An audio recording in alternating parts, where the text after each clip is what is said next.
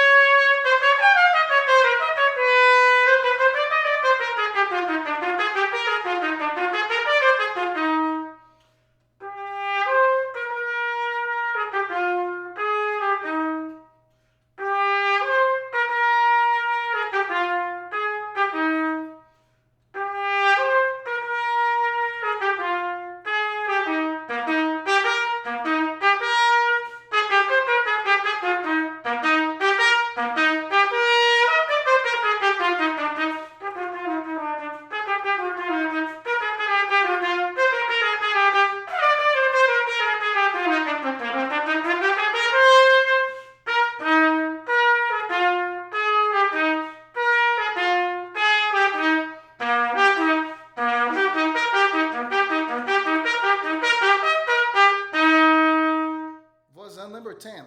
Well, this one is actually one of my favorites because it doesn't really give you a lot of dynamic markings until the very end. So you get to be a little bit more expressive with this as you wish. Couple tips: make sure that you are counting those triplets, so they are really sounding like triplets instead of a little bit more square. Make sure too that you are practicing your D major scale. There's a lot at the end of this. All of the scalar passages on the last 4 nights, they are all D major. So if you get your D major down, they'll make your life a little bit easier. Aside from that, there are a couple of notes they are slurred and there are a couple notes they are not. So make sure you know where that slur is going, and just have fun.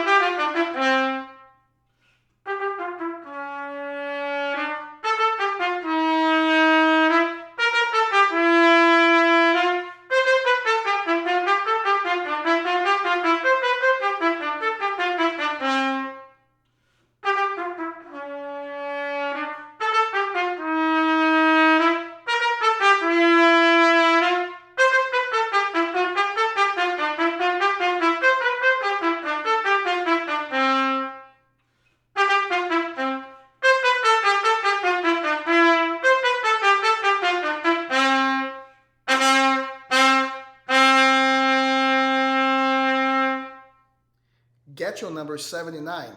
Do you know what jocoso means? Jocoso means playful. So that's the character that you have to embody when you are performing this etude. Just a little bit playful, especially with those articulations. As you see, right at the beginning, you have two staccato notes and then you have accents. So make sure those are very different. Other things to consider too, make sure that you are marking whenever we go to line 1, 2, 3, 4, that G flat is, you know, the same as F sharp. So mark that, goes ta da ta ta ta da ta ta ta.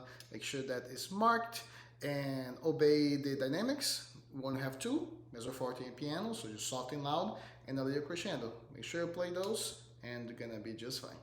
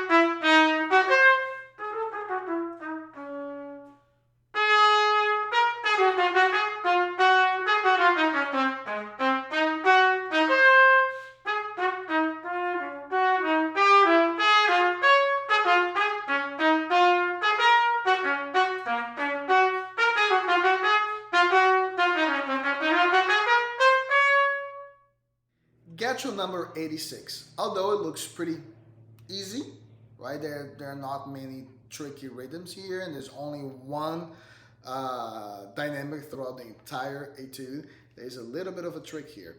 Okay, the biggest thing is that you have to distinguish the triple feel from the triplets to the dotted 8/16 in that duple thing feel. So you're thinking triplet, triplet, 1, 2, 3, 1, 2, 3, and then when you get to the dotted eighth, make sure you're subdividing the 16 notes, one E and that, one E and that. So you're thinking 1, a 2, a 3, a 4. Another thing too, make sure that you're writing in your fingering, especially for those tricky E sharps, because remember, proper preparation prevents poor performance. So the more you do it correctly, you're going to learn it just once in the correct way.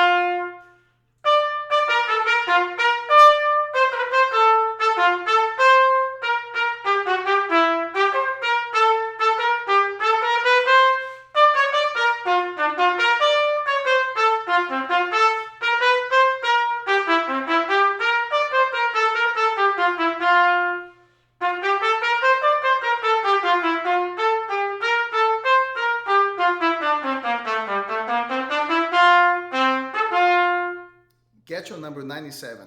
This is one of my very favorite ones because it says largo expresivo, which means just slow and to play expressively. Take the time on those retardandos to really make that phrase and give a little bit of drama. Make sure you are obeying the crescendos and the più mosso once it gets a little bit faster. And really just make sure you are thinking of your air connecting all those notes so it sounds nice and smooth.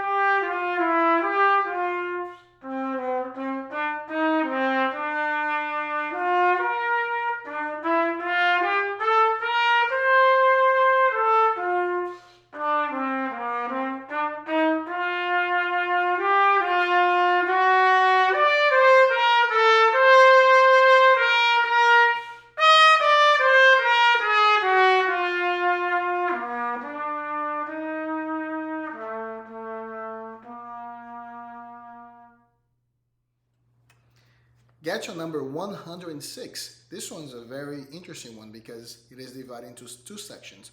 One that is slower with liberty, as it says, and the other one is the presto. So you have a character that's kind of large, slow, and just smooth, and another one that's nice and articulated and faster. So make sure that you are bringing the difference into those two characters to make it a very good impression on the judges. Couple things for you here. Make sure that you are blowing through those intervals. Don't think about the notes being up and down. Just think about going straight through the instrument. That's gonna make it connect and just have that nice tone that's just fluid. And when you get to the presto, make sure that the tongue is not getting in the way. Think about just practicing one note ta ta ta ta ta ta ta ta ta ta ta ta ta ta with the correct rhythm, and see if you can make it nice and smooth. Other than that, when you get to the presto session, make sure you are playing the forte and the piano dynamics, so there's a nice contrast and end nice and big on the G.